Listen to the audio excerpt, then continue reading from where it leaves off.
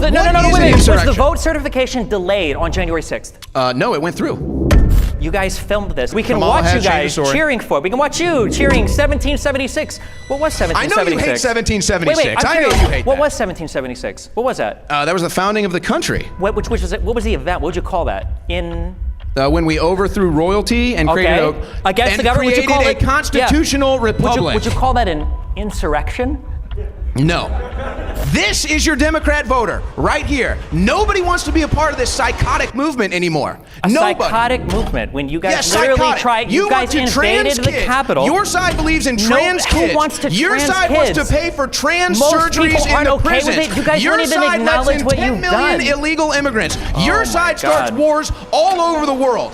Our side is the party of sanity and the party of common sense. And if you can't see that in this debate, then you're never going to see it. You're never going to. The party of sanity is the party that doesn't believe in dinosaurs and thinks that we create hurricanes. What are you talking about? Do you believe in dinosaurs? You think What is this dinosaurs? Wait, what are you talking about dinosaurs? Do you think the dinosaurs ever roam the earth? Dinosaur toys? Do you think the Why dinosaurs, do you bring this up? Do you think the dinosaurs is that ever a roam the dinosaur earth? on your necklace right there? What do you is ever that? do you think the dinosaurs roam the earth? I'm not here to talk about dinosaurs.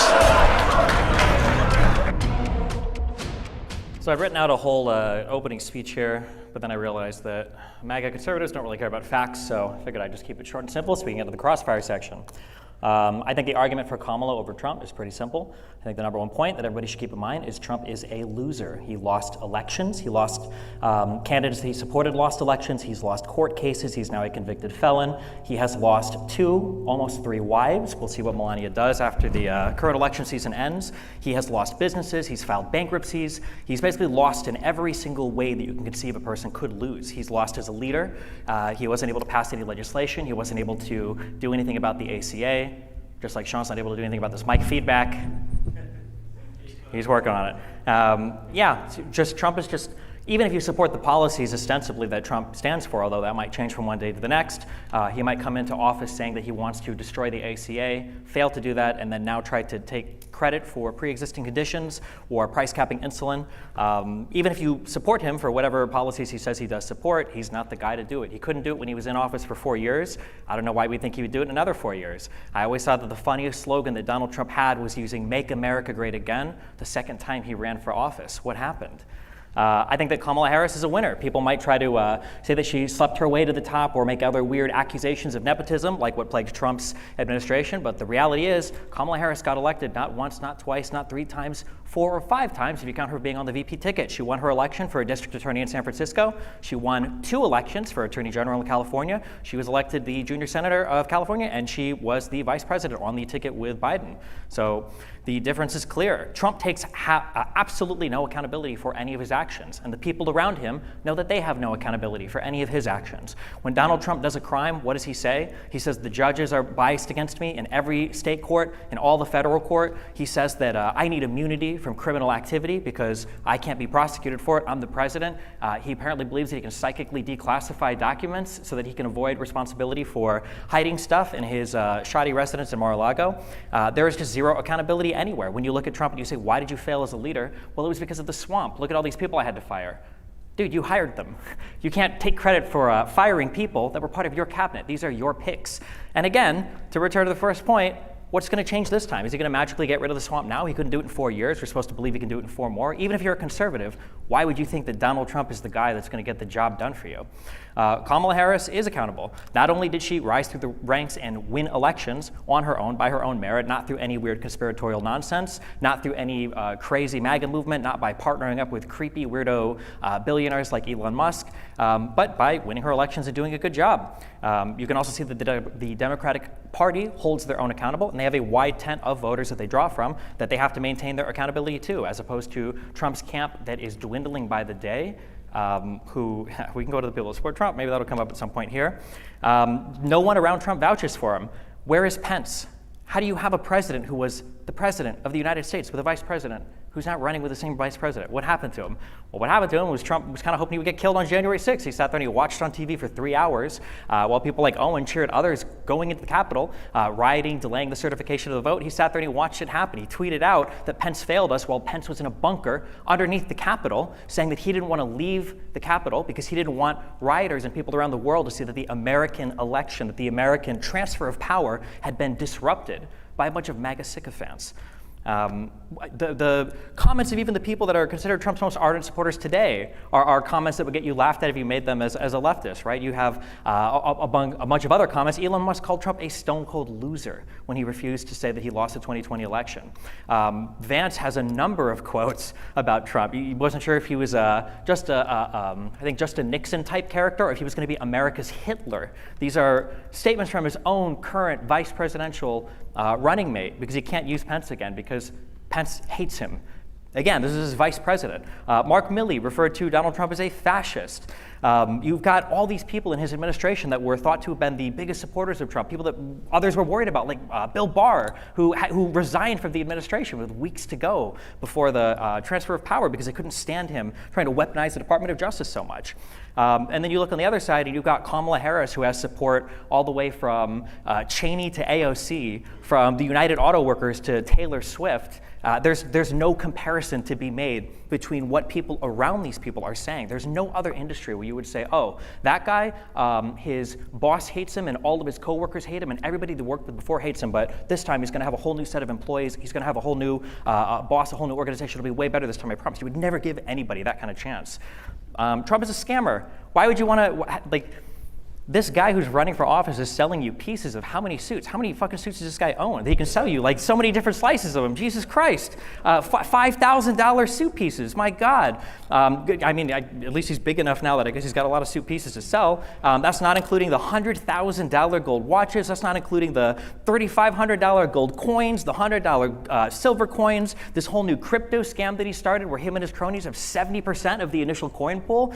If you don't know, you'll learn in the future because it's coming out for the IPO for this coin. That's called a rug pull, my friends. That coin is going to come out, and the price on that is going to go up and then super down as everybody that buys in gets scammed and loses all their money, which is, I guess, an analogy for all the Trump supporters that I guess exist today.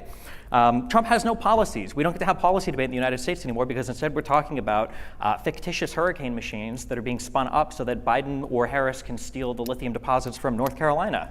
We don't get to talk about how Roy Cooper and Kemp and McMaster and DeSantis all said, DeSantis called me. He already called me. The federal government's doing everything they can do. Instead, you've got people that are fighting with FEMA now outside their houses because they don't trust the government response. And then you've got Donald Trump on TV saying that he would withhold aid from states like California if they don't play ball with him, they don't play politics with him. It's insane. Every accusation that the Conservative Party makes is a confession to their own amoral behavior, and you can see it on TV. These aren't even things that we have to dig for. You can just watch what they say openly.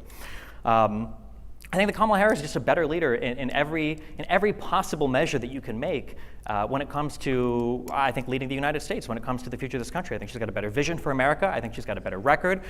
Despite the claims of being a DEI candidate, she's infinitely more qualified for the position than Donald Trump is.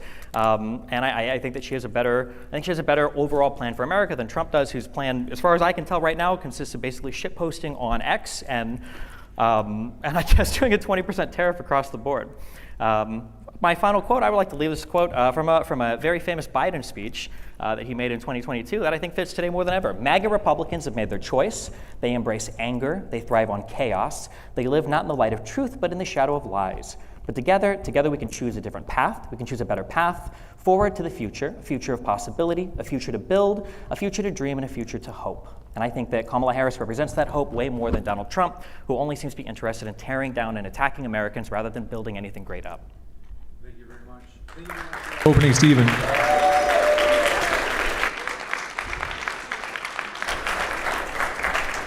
We'll kick it over to Owen. Thank you very much. The floor is all yours now, Owen, for 7 minutes for your opening.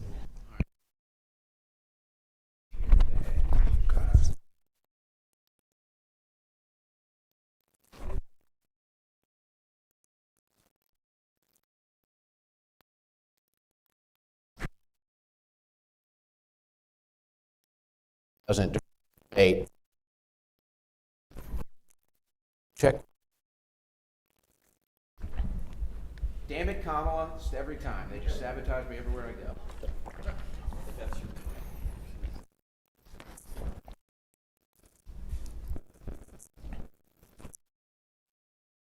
Check.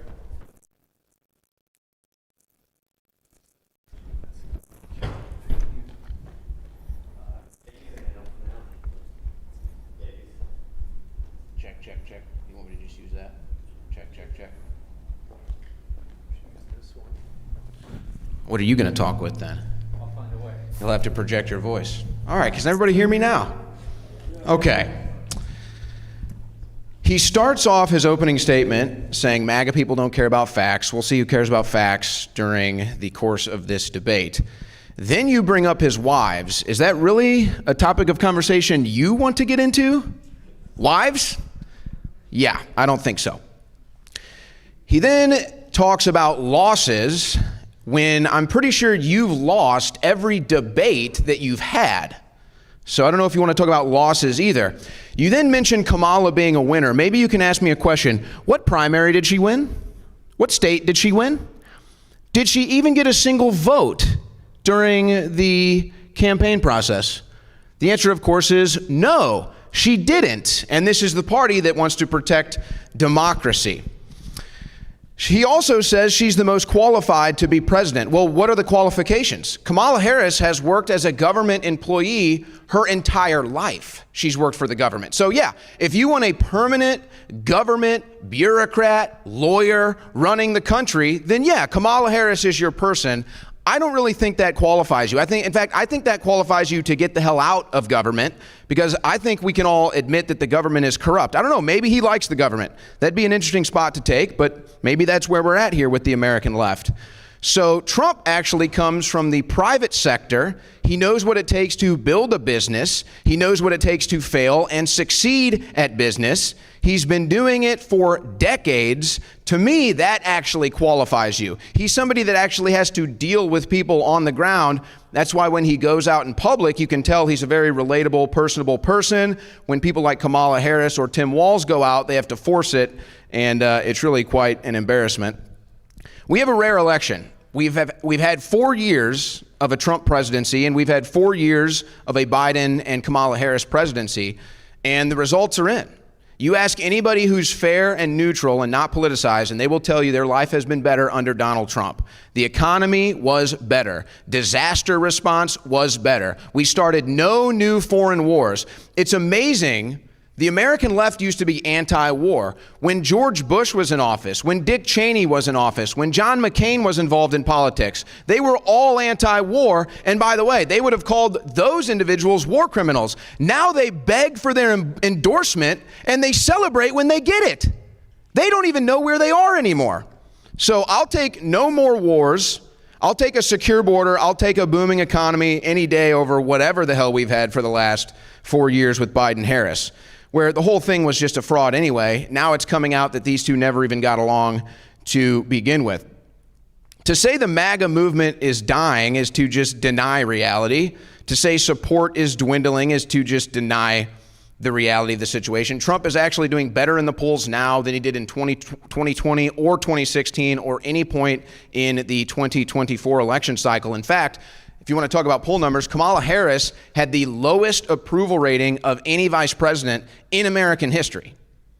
And they even wrote stories in left-wing publications that the Biden team was thinking about removing Kamala Harris from the vice presidency because her approval ratings were so low. But as soon as the media says jump and support Kamala, they all get on board, just like that.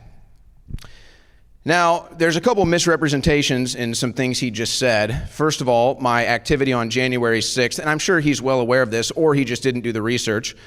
I was not encouraging people to go into the building. I am, in fact, on video telling people not to go into the building and steering people away from the Capitol. So that's the fact of that. But let's just put something into perspective. The American left loves to pretend like they're the anti-establishment, yet here they are supporting the lifelong government presidential candidate.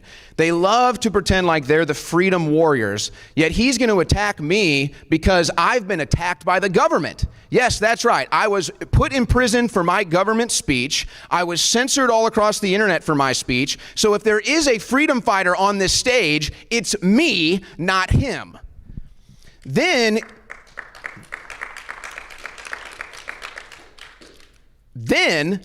he says hurricane machines. Another misrepresentation that comes right out of the mouth of the mainstream media. Are you denying that there are weather modification programs? Okay. Of course there are. There are multiple patents for weather modification. I've even attended government hearings. This is hilarious. After the show, I'll share all of this with you. I have attended government hearings in the state of Texas, the Texas Weather Modification Program. That is a government program. Anybody can go to these meetings. I went and I recorded it live. You can pull it up on YouTube right now. I even know they even publish the chemicals they spray. Lithium, barium, aluminum, amongst others. Bill Gates goes out and talks about how we can blot out the sun to stop global warming. They've done mainstream news hits like on CBS with Professor Kariakou about weather machines. China has giant weather machines where they pump water vapor into the atmosphere to cause rain. This is public information. This isn't up for debate. And you notice how he hangs his head when I talk about this. So here we are again. Who's denying facts? So they misrepresent it. They call a hurricane machine to deflect off the fact that there are government weather modifications programs. Now, you want to talk about conspiracy theories? Did they make this hurricane worse? Did they not? I don't know. I don't claim to believe that. But again, there are lithium mines right over where Hurricane Helene hit the mainland. That is a fact. I'm not making anything up. That is a direct fact. So they can deny these things as much as they want. But that's just in response to what he just said. Let me explain why I like Donald Trump. I like Donald Trump because I don't like the government, and the government doesn't like Donald Trump. I like Donald Trump because my entire life, politics has been nothing but corruption, lies, and scandal. And as soon as I was growing up and I realized this, I said, we need a man who's got billions of dollars, who can self-fund his own campaign. We need a man who has name recognition, who can get on a ticket and beat all the political propaganda. That man was Donald Trump. And then he did it. He did it in 2016, he did it in 2020 when they stole it, and he's going to do it again in 2024. So yeah, when I see the entire corrupt government coming after one man, when I see them trying to shoot him in the head and kill him, yeah, that's total confirmation that he is the right guy. Now, I'm not here to tell you he's perfect. I'm not here to tell you I agree with all of his policies. I just know he's a man who's not controlled like most of our politicians. He's going to put America first, unlike any of our politicians in my life, and he already has a track record of making this country better. The mainstream media is corrupt. They hate Donald Trump. The government establishment is corrupt. They hate Donald Trump. So when the enemies of America are going after him, I think that's proof positive that he is the candidate we need. But if you don't want to go down those lines, we have a 4-year track record of Trump. We have a 4-year track record of Harris, and I think enough has been seen. We'll kick it over to Stephen for his 5-minute rebuttal. The floor is yours, Stephen. Yeah, we don't like the government so much, then just don't participate. No one's forcing anybody to run for president. You don't have to vote for anybody. You don't have to run for any offices. Just, I don't know, fuck off to the corner and be sad and mad.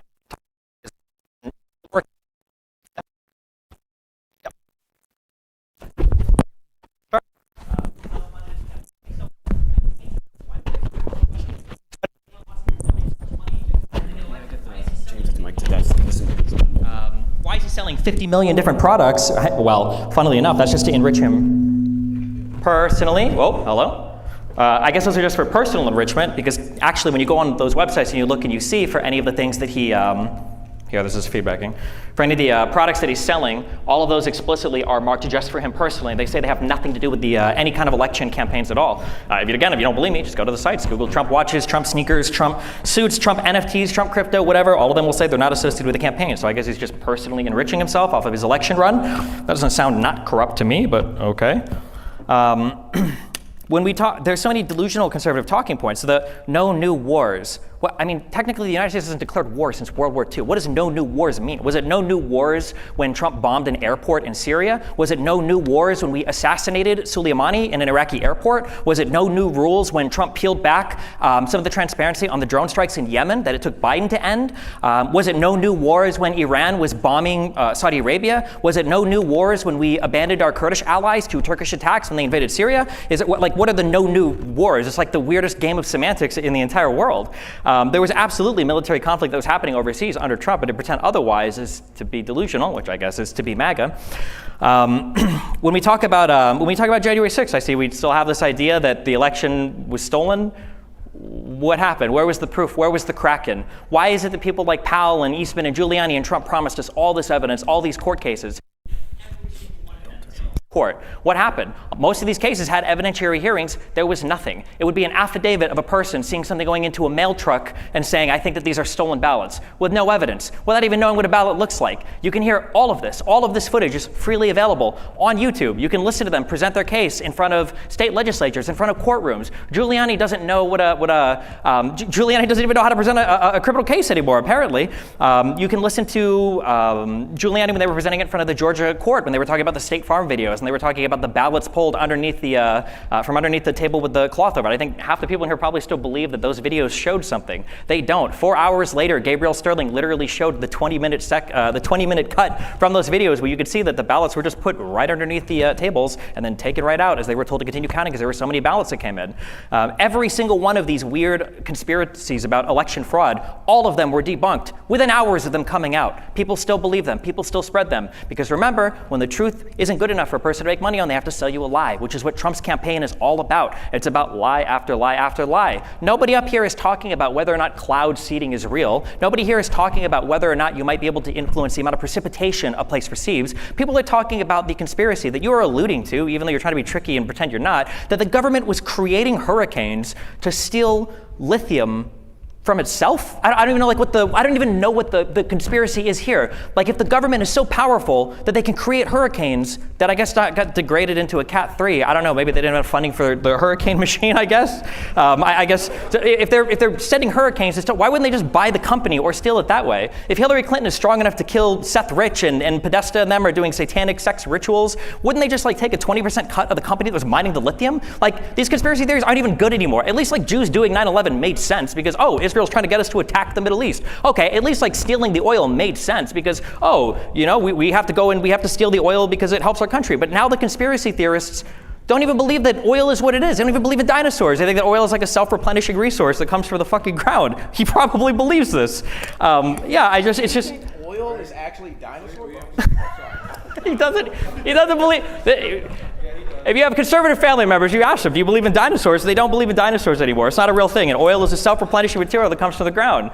Donald Trump tried to steal the election on January 6th. He created fake slates of electors. Every time you guys go to vote for president, you vote for the electors, and then they fill out their vote, and then the governors on December 14th, they say, okay, cool, we see the vote, we're sending it to Congress. Donald Trump had like 79 different electors attest to being the actual electors. In Michigan, these guys talked about, let's hide in the basement of the Capitol, and then we'll come upstairs and we'll fill out our certificate on December 14th to make it more legitimate. He had these. These are made. You can go online. You can Google them. You can look at them. They are fake slates of electors with people that perjured themselves. There's a reason why. Giuliani is now disbarred. Sidney Powell is now disbarred. Eastman is facing disbarment. Donald Trump has 34 felony convictions. He's facing 3 other cases, and his only defense is, I need to have criminal immunity for all of my behavior.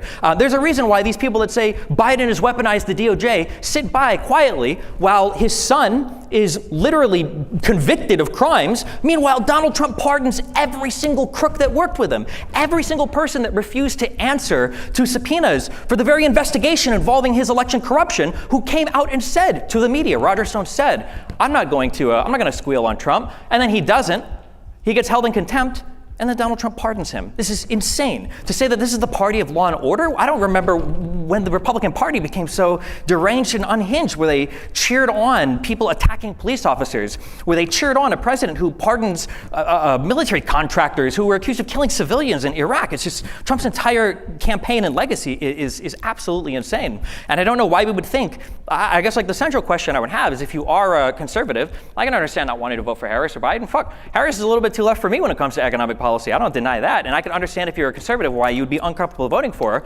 But why would you think Trump is your guy? He had 4 years to do it, and he failed. The end of his campaign, the end of his 4 years was marked with what? BLM riots and COVID lockdowns and an inability, problems facing the country. And I just don't know why we would expect to see anything else. We'll kick it over to Owen for his 5-minute rebuttal as well. Thanks, Owen. The floor is all yours. Okay.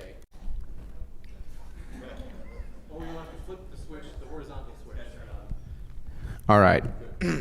Wow.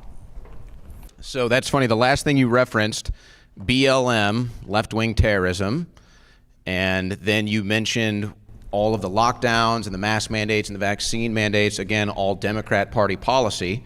So now you're arguing for my side. And you mentioned law and order. If you look at every Democrat-run city in this country, you will find chaos, destruction, degradation, poverty, and crime. It's just a fact. So, okay, law and order, again, how can you be a Democrat and talk about law and order when everybody knows that the blue cities are the most dangerous places to live? You've already sacrificed the point on weather modification, so I appreciate that. You know, the problem is all of your viewpoints come from the mainstream media. And so I don't know when you've all of a sudden just blindly trusted government or blindly trusted the mainstream media, but it seems like that's where you're at in your life based off of the things that you're muttering and stuttering up here at 500 words per minute. So I think that that's your problem. Now, Trump is the only person who got into government, specifically the White House, and lost money. He's the only one. Every other president, including Barack Obama, has come out with hundreds of millions of dollars, okay? So that's another fact. Of course, you would want us to sit out politics, because when we get involved, that's when you guys lose.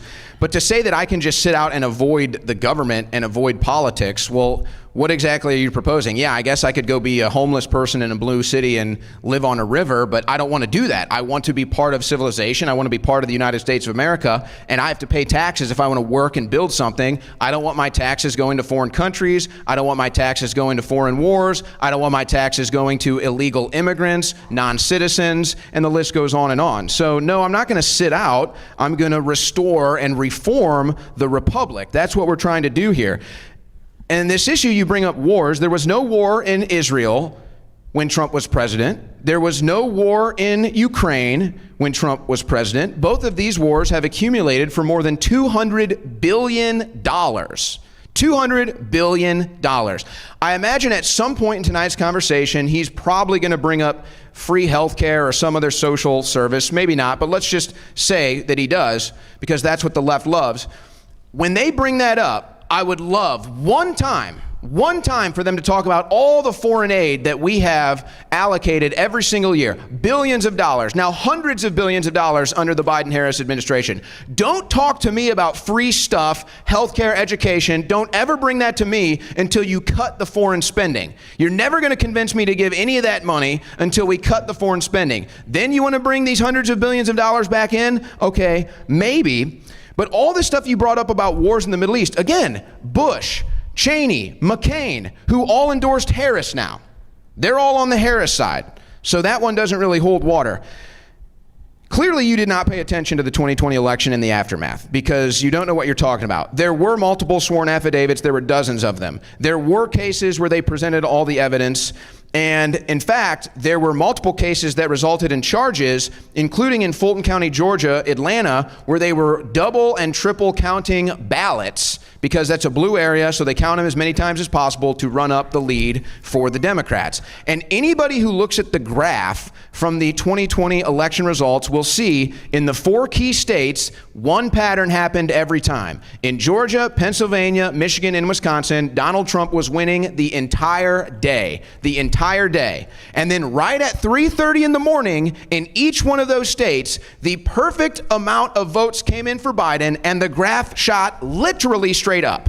Literally. You are not being honest with yourself if you don't look at that and say that's some sort of an anomaly right there. When Mark McGwire and Sammy Sosa both hit 62 home runs in the same season, the anomaly was steroids. There were vote steroids for Biden that year, and anybody who's not observing that, being honest about it, is just either not looking or, again, not being honest about it. So I think we're probably ready for questions now. I've just responded to all his comments. Got it. Thank you very much for that rebuttal as well. We're going to jump into the prepared questions. So I'm going to read these as loudly as I can. And for Stephen, this first question, of course, Stephen will get 5 minutes to respond, and then Owen will get 5 minutes to respond to them. The first question for Stephen: given Trump's 2016 border wall idea was labeled by Kamala Harris,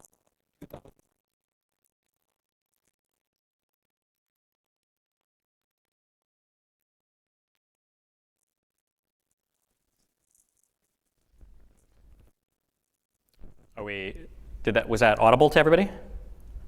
if you're able to read it out, actually. Sure. So I think the question was, in 2016, Donald Trump I think conservatives, Democrats said that it was a waste of money, it wasn't a good idea, and then now that Kamala's proposing a wall, why is it now a good idea? Was the gist of the, yeah. The idea that immigration policy could be boiled down to having a wall or not is childish.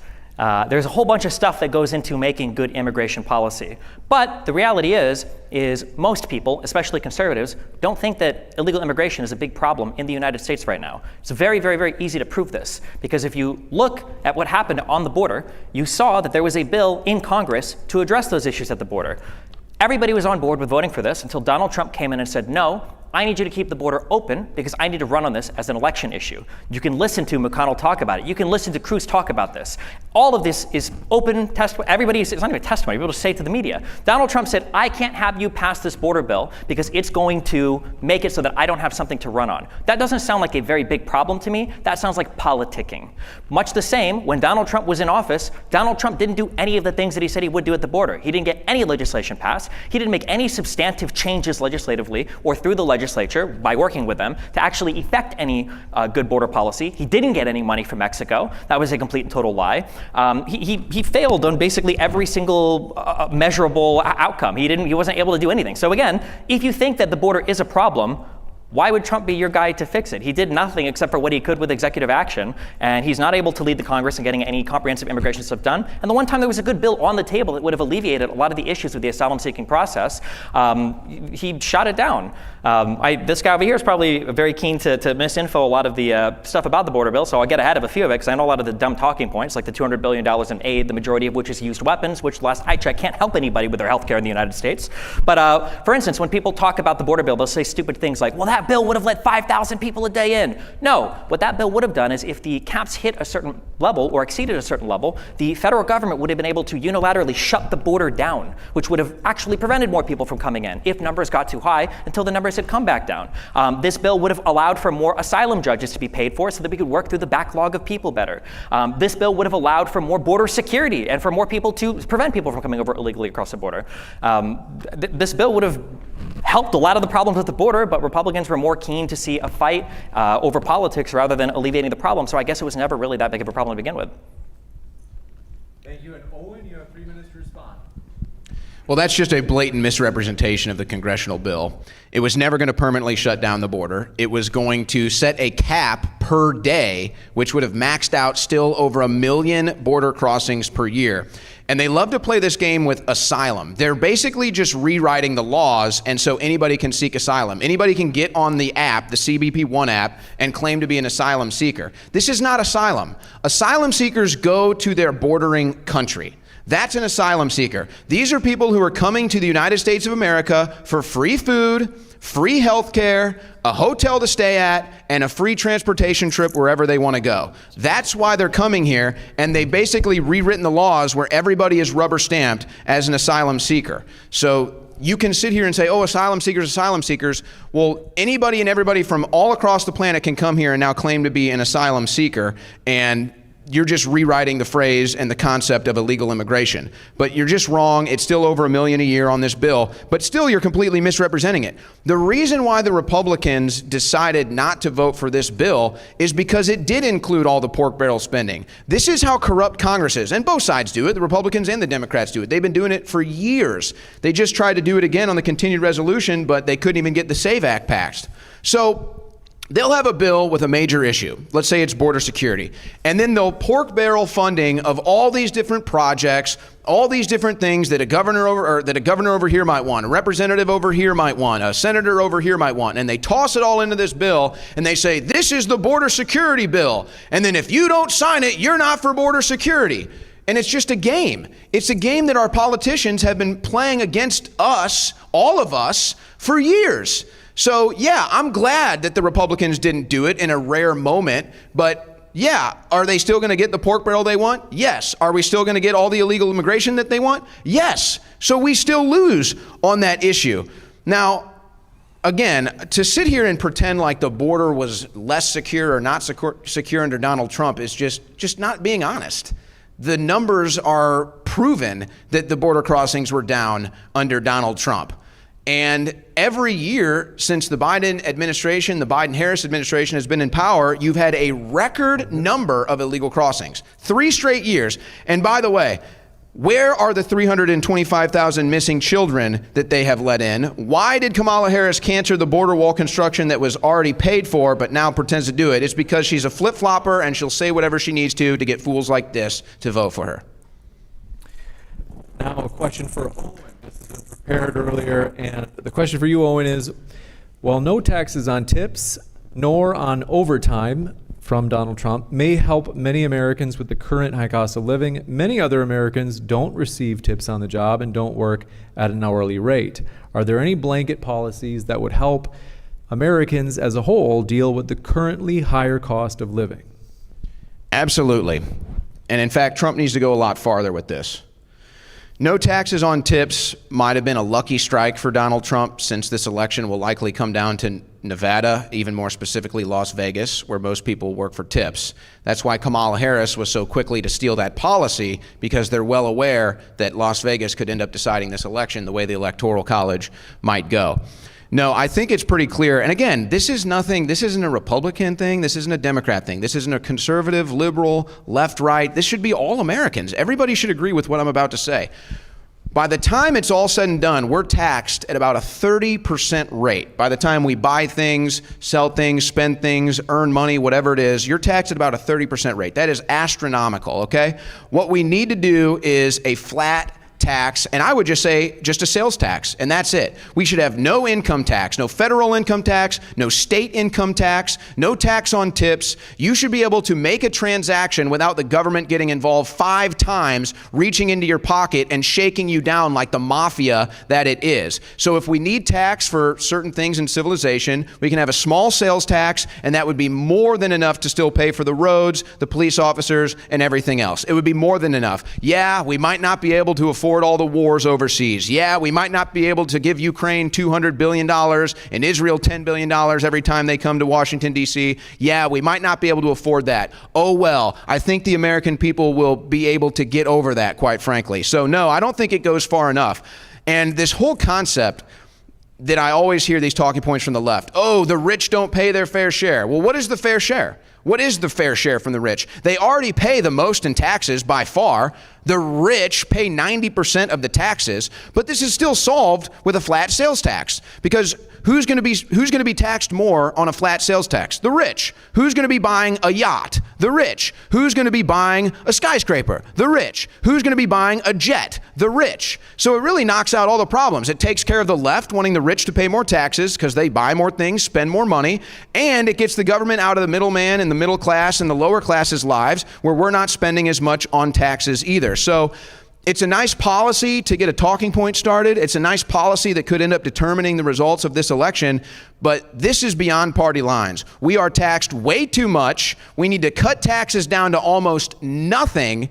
And by the way, for all these people that want more government services and all this thing, why don't they just volunteer to pay more taxes? I'm sure the IRS would take your check, but I noticed that all the people that want more taxes, they never volunteer to pay more taxes. They want somebody else to pay those taxes, not themselves. Somebody else has to pay those taxes. So I'm not going to do the class warfare crap. Every single American should be upset at how much we get taxed. We used to throw tea in the Boston Harbor for a 2% tax. Now we tax about 30% of the money that we make and spend. It's over the top. It's out of control. We need to cut this thing down. And Trump just going after tips, payroll, and all the other things he's mentioned. I think Social Security, yeah, that's a nice start. Let's keep going. Let's keep cutting. And cut the government down about 98% too, and you won't need all these taxes. Thank you. We'll kick it over to Stephen for his 3-minute response. So the unfortunate reality... Can you hear me? Yeah, so I mean, like, if you have no understanding of economics, I guess we can say that a flat tax is a good idea. Allow me to introduce a very simple concept. It's called marginal utility, okay? What does marginal utility mean? It means that the next dollar that you have means a little bit less to you than the one that you had before. So what does that mean? Well, if you go to somebody that makes $40,000 a year and you say, hey, give me $5,000, that $5,000 from that person means a whole lot more than you go to a person that makes $500,000 a year and say, hey, give me $5,000, because the marginal utility of the next dollar that you earn is less and less and less. Once you're making past 7 figures, you might not even miss $10 or $20 or $30,000 missing in your account, because who keeps track of it? Whereas when you're poor, or when you're working poor, or when you're lower middle class, or even middle class, you do notice when there's an extra few $100s that go to a tax, an expense, whether it's childcare, whether it's whatever else. These are costs that everybody has to deal with. In order for our society to function, in order to support the successful businesses and billionaires that we have in our society, some level of redistribution is probably required. Probably doesn't work when you have a society with some people that make billions of dollars, whether that's in the appreciation of assets or whether that's through W-2 wages or whatever, right? Millions of dollars through W-2s, right? And then you have a bunch of people that can barely afford to live in the cities that they are working for these people in. When I stream my stuff on Twitch, or if I stream my stuff on YouTube, I'm not just relying on my stream and the people watching me. I'm not even just relying on the engineers that keep all of that infrastructure working. I'm also relying on the people that keep the buildings clean. I'm relying on the people that work as baristas and servers that serve the people food, that might work in these downtown areas. I'm relying on the bus drivers. I'm relying on the emergency medical services. There's a whole chain of people that exist that make it so that I can do my job that I think it's okay to pay into. And anybody that's in America, a country that allows you to be the best version of yourself more than any other country in the world, I think that when you live in this country, I think that you also do owe a debt to it. And you owe a debt to the people that work in this country and keep it running. And the idea that somebody making over $1 million a year can't pay a little bit more in taxes to keep that country functioning is absurd to me. And then this idea of, oh, well, if you think it's so important, then why don't you just pay more taxes? If there's a stone in the middle of the room and it takes 10 of us to lift it, and there's one guy saying like, hey, we should go lift the stone, you say like, oh, well, why don't you go lift it on your own? It doesn't make any sense, right? A few people saying, okay, well, fine, I'll pay more in federal income taxes doesn't really do anything for the country.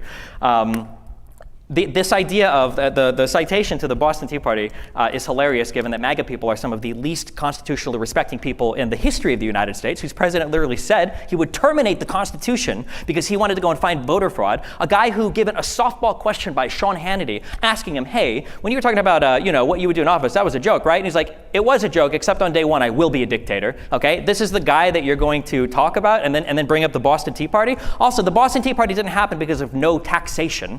It happened because of no taxation without representation. The second part is important. We can consent to being taxed. We can vote on politicians that do taxes. We can vote on politicians that do spending. If you want to do something about the level of taxation as well, you have to pair it with budget cuts. This idea that Donald Trump is, again, the guy that is going to help you because he's going to cut taxes, where are the budget cuts? What are you actually cutting from the budget? And keep in mind as well that on the federal spending, 25% of this is in our discretionary spending. So when you're crying so much about, oh, foreign aid to Ukraine, which again, you haven't addressed, but it's like 20 billion in cash, not 200, okay? The rest is usually in the form of old armaments, so we have to pay to upkeep anyway. Where was the spending cuts from Donald Trump? They didn't exist. So what, are we just going to continue to deficit spend 75%? We have to move.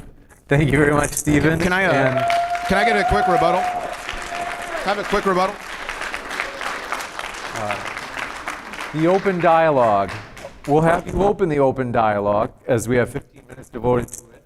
This is your chance to start with that rebuttal right now.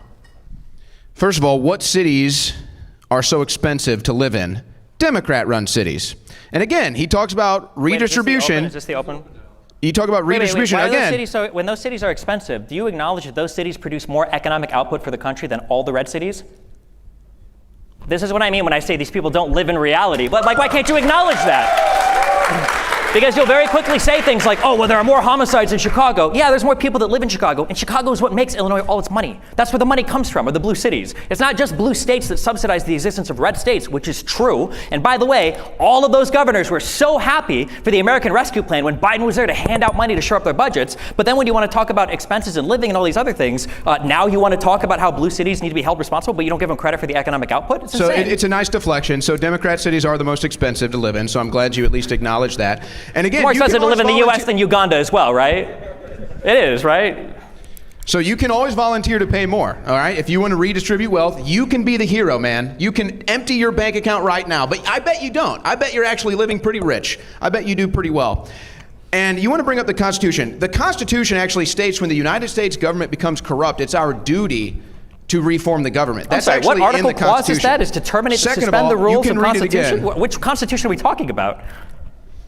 We live in a constitutional republic. We don't live in a democracy. What is the contradiction there? What do you think? Hold on. What is a republic and what is a democracy? A democracy is where a bunch of lunatics like you can vote away my rights. A democracy is where 3 wolves and a sheep vote what's for dinner. Is that Article 5 or Article 6? I don't know what part of the Constitution. So you asked what a democracy So a was. democracy is when multiple people vote. A republic is when you have representatives that do things for you. We are a representative democracy. That's why we're a constitutional republic. We are both a republic, which just means you're not a monarchy, and a democracy. This idea that we must be a republic because I'm a Republican and we're not a democracy because you're a Democrat is fucking retarded. Come on.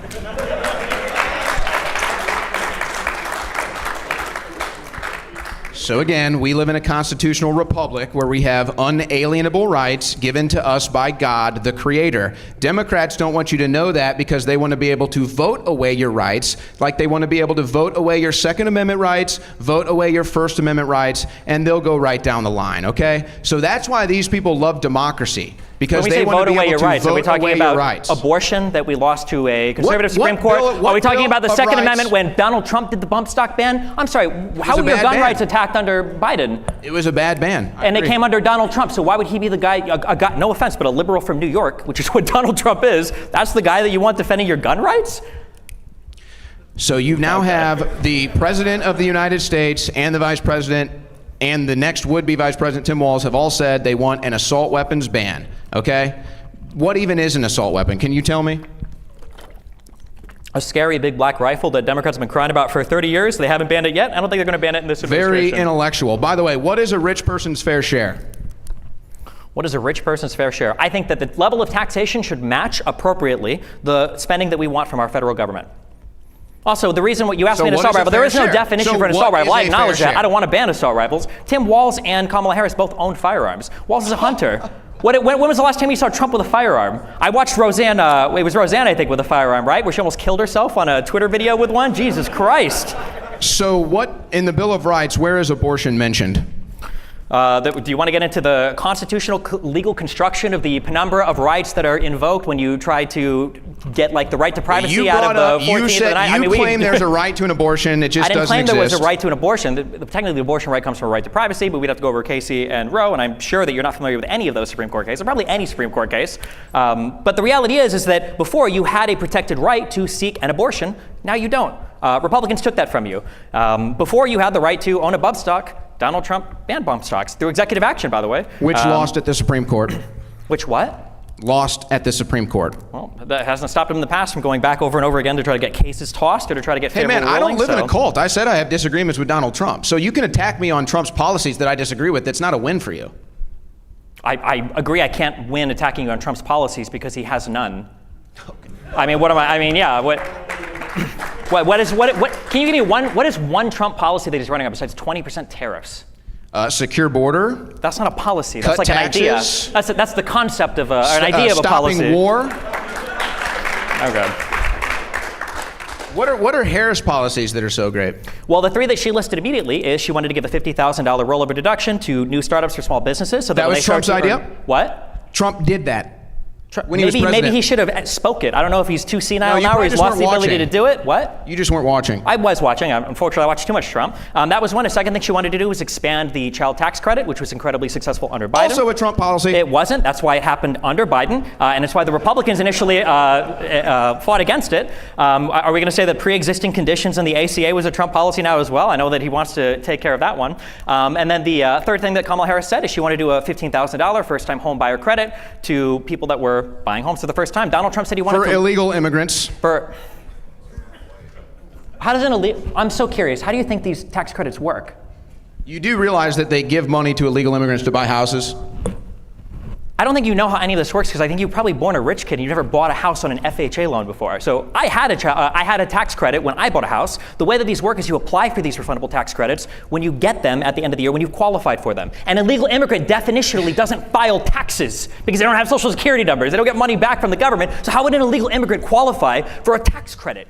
Again, this doesn't make any sense. It's like the hurricane I agree. machines. It doesn't make any sense. This is the Democrat policy. I completely agree. It doesn't make any sense at all. So Where are thank these you. lazy people that are coming over and not working and not getting jobs, getting the money for homes? The U.S. government. They pay them for the homes too? Then why even give them the tax credit? Why not just give them the homes outright? Don't give them any ideas. They might do that next. They might actually do that next. Where are they getting all these? Actually, they do. Who pays for the hotels that they're staying at in New York City, in Chicago? Well, who's paying for those hotels? Who's paying for that room and board? I imagine there's probably federal money allocated to people. And where does the federal government get its money? From the, I mean, U.S. from the U.S. taxpayers. Treasury, sure, yeah. U.S. taxpayers. So you are paying for illegal immigrants' housing. Thank you very much. Illegal immigrants staying in apartments and hotels temporarily is not them buying homes with a tax credit. This is like saying we can do cloud seeding, therefore we've created hurricanes for attacking the United States. You see that it's a mutton belly. It's not the same at all.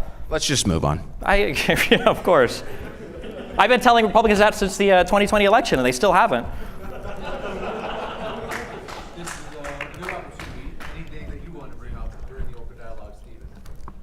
Yeah, do we acknowledge that Trump probably lost 2020? Have we gotten over that yet, or? No, I don't want to relitigate that, but I would be happy to show you the results on the graphs where at 3:30 in the morning in 4 states, Biden's votes go straight up. Is that normal? No, it's not normal. So what do you think that is? I think that just like every single person before the election said, there was an unprecedented amount of mail-in voting. And they were all for Biden. A lot of them were. Did you Of not course. listen? Of course they were. Of course they were. And they all came right at 3:30 in the morning. Because Donald Trump spent a year in the lead up telling his people, don't vote via mail-in ballot. You are so Do you remember gullible, that man. happening? Did you watch Donald Trump for a year You are say, so we don't gullible. vote via mail-in ballot, we go to the polls and vote? And you know why he did that? We know why he did that. Because Roger Stone and Manafort, two corrupt lunatics that Donald Trump has both given full pardons to, by the way, are on recorded audio saying Donald Trump is just going to declare himself the victor on the night of the election because he knows he's going to get destroyed when the mail-in ballots start coming. And did Donald Trump declare himself the victor, or did he leave the White House? Do what? Did Donald Trump leave the White House? After a failed insurrection, yes. A failed insurrection. Who ran the insurrection? Donald Trump and the Proud Boys and the Oath Keepers and everybody that broke into the Capitol and delayed the certification of the vote. Do you really believe that? Was the vote certification delayed? What is an insurrection? Wait, was the vote was the vote certification delayed on January 6th? No, it went through. They certified. Did Trump? Hold on. I'm so sorry. I don't know who you're answering right now. Was the vote certification delayed? Was Congress called out of session on January 6th? Yes, I think for a couple hours. For several hours. So by the end of the day, why were they called out of session? So by the end of the day, you see how we can't live in reality? You see how this doesn't work? The country doesn't function when you have people if you want that to go refuse back to and call accept. this an insurrection, The craziest thing is it's all on video. We've seen all of this. So None of this is a mystery. Tell me what an insurrection is. Just define it for me.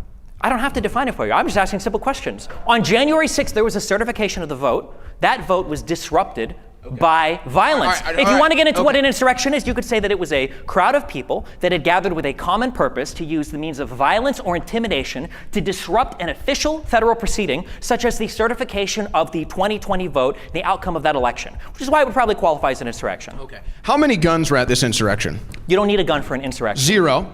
Zero? Wait, the cops didn't have any guns?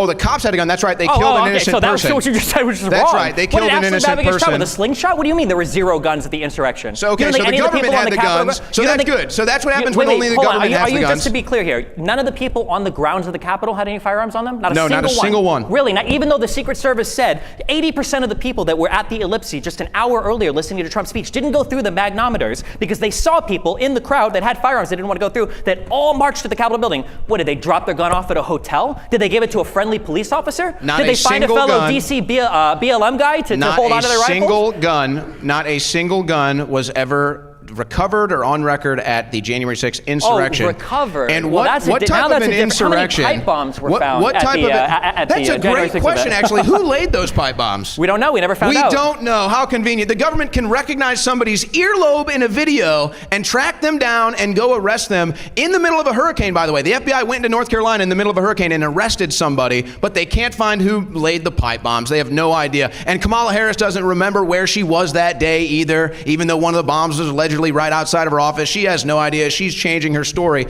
But what type of an insurrection? No one is changing the story. You guys filmed this Kamala from start has to changed finish. the story. We can Kamala watch you guys changed the story. cheering for it. We can watch you cheering 1776. What was 1776? I know you hate 1776. Wait, I know you hate what that. was 1776? What was that? That was the founding of the country. Which was it? What was the event? What would you call that? When we overthrew royalty and created against the government, would you call a constitutional republic. Would you call that an insurrection? No. No. 1776, the revolutionary. You wouldn't call that an insurrection? So are you pro-insurrection now? You just babble and stammer so much, I can't figure out where you're at. Tell me what kind of an insurrection, when an emergency notice goes out to go home, everybody goes home and calls it a day. Is that... What kind of an insurrection ends when the leader tells his followers to go home? All of them. Perfect. That's kind of how it works. That's how a cult works. So there was no insurrection. Trump didn't want to overthrow the government. Thank you for admitting that. That wasn't too hard to get out of you. We can't even follow basic logic. No, 1776 was an point. insurrection. It was a now revolution. You're deflecting again to 1776. I'm not deflecting. So I'm referring Trump wanted specifically. to insurrect it's just the funny government, that you stand but he outside told his saying followers to go home. 1776 and go, well, is this really an insurrection? Well, I don't know. What were we cheering for? The Star Spangled Banner? Was it choir practice? Actually, they were singing the Star Spangled Banner, something sure. you'll never hear at a chanting, Democrat "Hang event. Mike Pence." When Donald Trump said Mike Pence needs to do the right thing, what was he talking about there? What do you want Pence to do? So in the history of the United States, there have been multiple times where a party rejects the results of an election, and all 3 times prior to 2020, it was the Democrat Party. Really? Do you want to walk? Let's walk through those. Election Let's walk through those. Do you want to go through? Do you want to go over when it happened in 1960 in Hawaii, when the only reason why they submitted 2 different slates of electors, which were both authorized by the state legislatures, because there needed to be a recount. You want to use that one, or do you want to go back to Ulysses S. Grant, the one that happened prior to the ECA even being passed?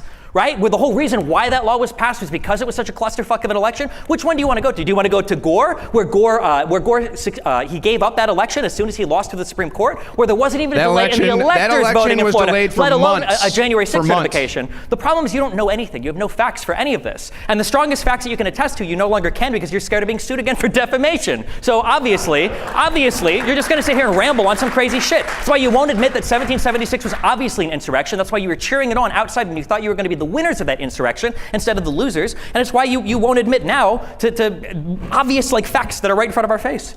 Every election in the 21st century, the Democrats have denied they lost. Which vote They denied certification? that Al Gore lost, they denied that John Kerry lost, and they denied that Hillary Clinton lost. And yes, they went to Congress and tried to stop the certification of the vote. Really? What did that they do has for Gore? happened every What did they time. do for Gore? And they'll likely do the exact same thing. There's nothing. When Trump wins in 2024, they'll likely do the exact same thing, just like Raskin has already said. The Democrats are already plotting not to certify the 2024 election because they know Trump is going to win.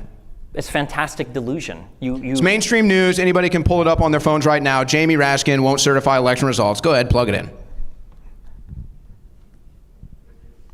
You got it right there, don't you? Yeah, it's right there. Do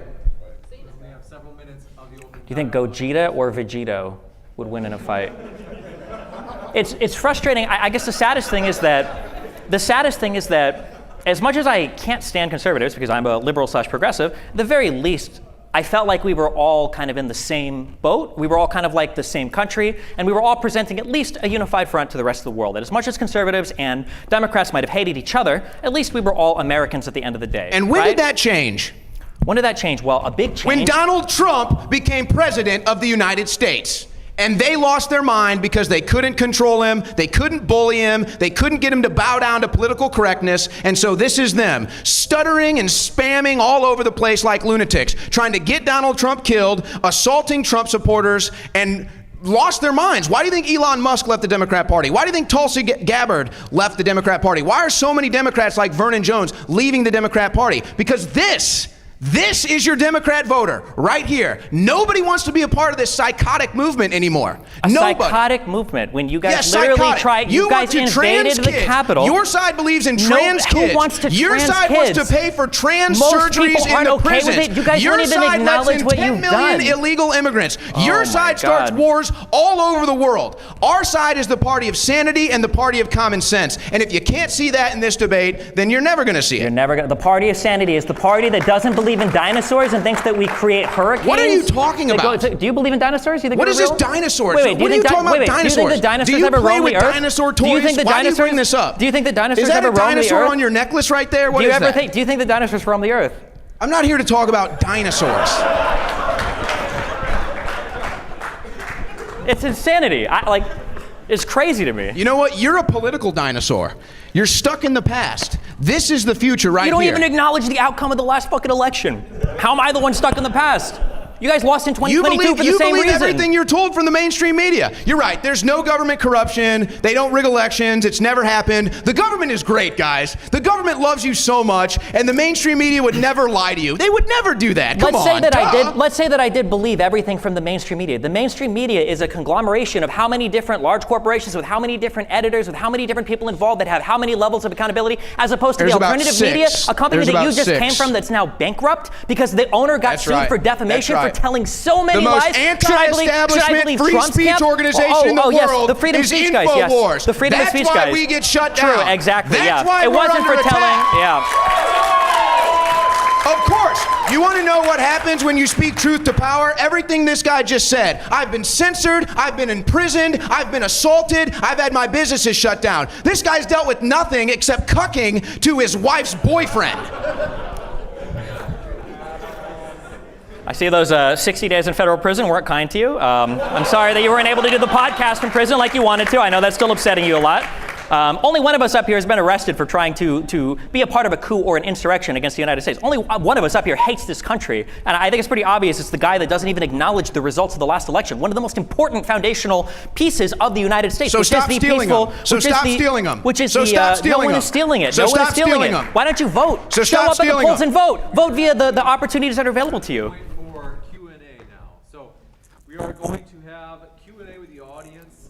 The mic might go in and out just a bit. So I might be switching back and forth with Owen. But we're going to have people line up in the middle aisle right here. This piece of tape right here, you'll see it once you're in line. If you could stand behind that, I'll be holding the lapel mic up to you in lieu of. So if you have any questions, please come on up. We're looking forward to it.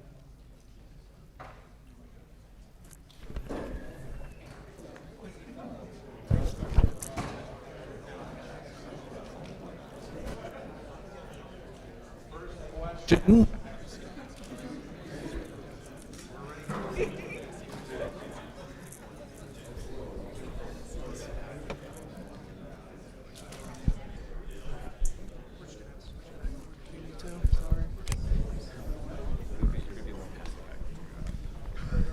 All right, thank you very much. And I'll hold on to the microphone just because we want to encourage everybody, when you are asking your question, if you could keep it as pithy as possible, getting right to the question. Thank you very much. Owen, on January 6th, when Trump was saying Mike Pence really needs to come through for us, what did he want him to do?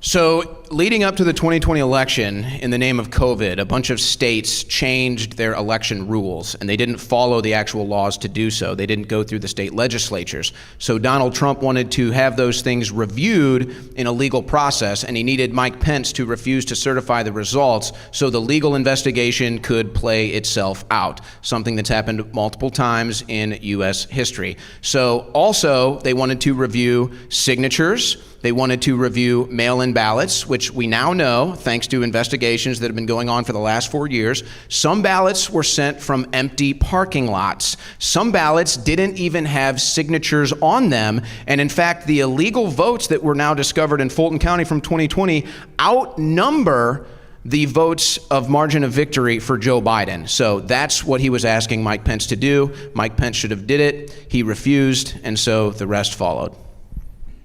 So then to reiterate, he was telling Mike Pence to not certify the winner of the election who actually won the election because of his delusional belief that there was voter fraud, of which you're admitting wasn't discovered, I guess, until years later, although that's probably bullshit as well. Pull it up, it's mainstream news. It's not. Can I ask for both? Yes, literally multiple lawsuits. All of them failed. Literally every lawsuit has been demolished in every state court. Yeah. All right, we're going to jump into the next one. All right, for both of you, what happens to the Republican Party if Trump wins this election? He can't rerun, so what happens after? Who knows? Everybody around the world, everybody in the United States is looking at the Republican Party for nobody knows what it's going to look like after Trump. If he loses, they don't know if he's going to run again. If he wins, nobody knows if Trump will just be happy to win and be a lame duck, or if he'll go full authoritarian monster mode and try to take apart as much of the government as he can, or what the Republican Party will look like afterwards, because the Republican Party has to fall in line to Trump, or he will destroy your career or destroy your media network. Two things he's done before plenty of times. Who knows? Just real quickly, Georgia voting fraud allegations result in criminal charges. Georgia Bureau of Investigations, arrest made in Brooks County voter fraud investigation. So I can go on and on. Here's the 19 people charged in Georgia election fraud case. So it's a real story. But I'm sorry, did you say if Trump wins or if Trump loses? If he wins. If he wins. Well, I think what happens is probably the same whether he wins or loses. I think what Trump has done is he's basically remade the Republican Party, and so you kind of have the old neocon establishment type that you no longer see at Republican events anymore. George Bush is not a popular Republican. Dick Cheney is not a popular Republican. John McCain is not a popular Republican. Even Nikki Haley and Lindsey Graham get booed when they go to Trump rallies. So that's kind of the establishment right, if you will. The Republican voter base and really the populism that is behind the Republican Party has now, behind Donald Trump specifically, I think has now taken it over. So I don't think that's going to change. I think future candidates are going to sound more like Donald Trump. They're going to sound more like Vivek Ramaswamy. I think the message is going to be smaller government, true conservatism. I think the message is going to be stop funding foreign wars, foreign aid. I think the message is going to be bring back manufacturing, mostly common sense stuff. But I think that the thrust behind this populist movement is that we understand there's government corruption, we understand that there's mainstream media corruption, and we want a representative as our president, as our representatives in Congress, who know that, who talk like us, who think like us, and aren't going to be afraid to say it out loud. So I think it's kind of a permanent reformation of the Republican Party post-Donald Trump, whether he wins or loses this election.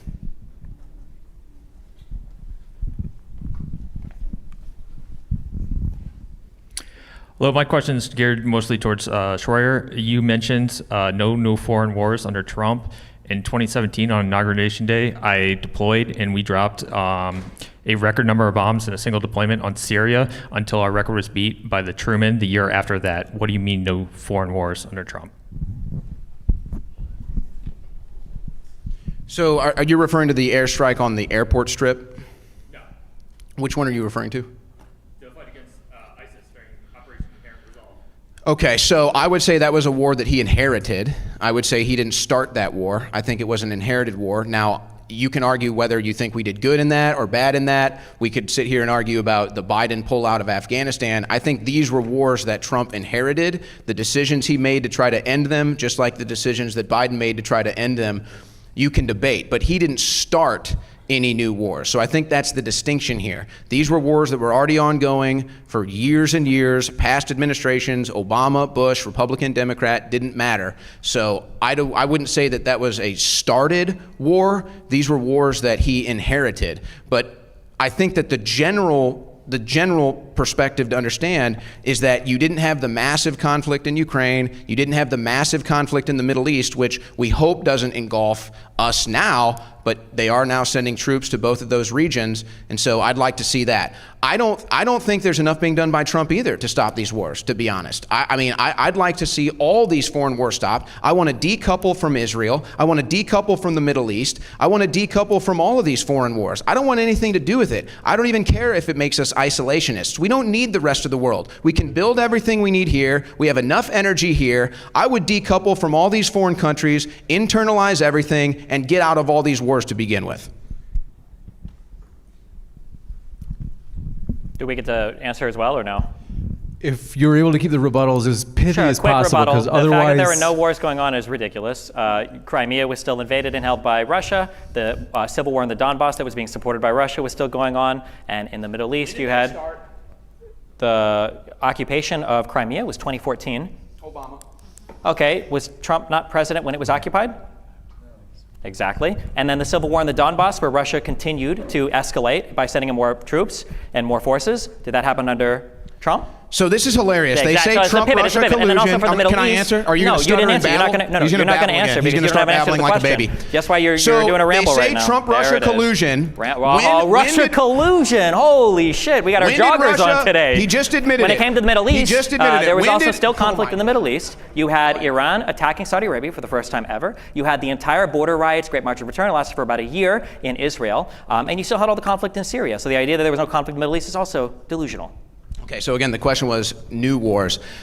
Russia invaded Ukraine when Obama was president. Russia invaded Ukraine again when Biden was president, not when Trump was president.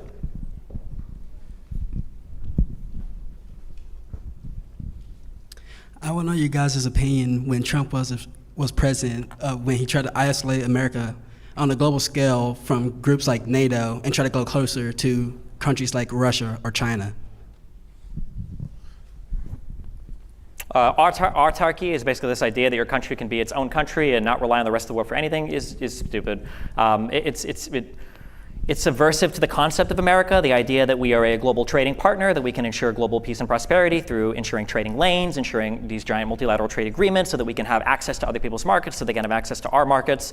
You saw what happened when the Houthis started shooting missiles at ships. What happened? The United States showed up and they said, hey, no more of that, and they shut it down. And trade through the Suez Canal continued. We wouldn't be able to do that in an America supported by Trump or Trumples because they believe, somewhat naively, that we can just withdraw entirely from all of the global world markets and still be as good as we are now, that we wouldn't be able to rely on any of the manufacturing from any other country. We wouldn't have access to any of those markets in the way that we do now. Like, why would we want to take our country back so far? You know who tried stepping away from giant unified markets? It was the United Kingdom via Brexit. Their economy is not doing very good right now. So I don't know why that would be the model that you would try to emulate for a country who has built so much success off of so much cooperation with the rest of the world. The concept for America is actually independence, okay? It's independence. So yes, we can be independence. And I think we learned a lot from this recent port strike where they just ended it a couple weeks ago. We learned that most of these ports are actually owned by foreign companies. That's a problem. We should own all of our ports. We should make money off of all of our ports, and maybe we wouldn't have this issue. But I think that there's a general attitude here. See, I think conservatives versus liberals, if you hear what he just said, conservatives believe we can. We believe in the American people. We believe in American companies. We believe we can manufacture and produce goods just like we've done for years. We used to have manufacturing plants in all the inner cities, and a man could get a job and make a living wage for his family and buy a home. They've all shipped those overseas. We can bring those back. We have plenty of energy here in the United States. We have innovations in energy. We can go nuclear here. We don't need the world. It's true. But that's the leftist liberal attitude is, oh, we need everybody. You need everybody. You need government. You can't make it on your own. You can make it on your own. America can make it on its own.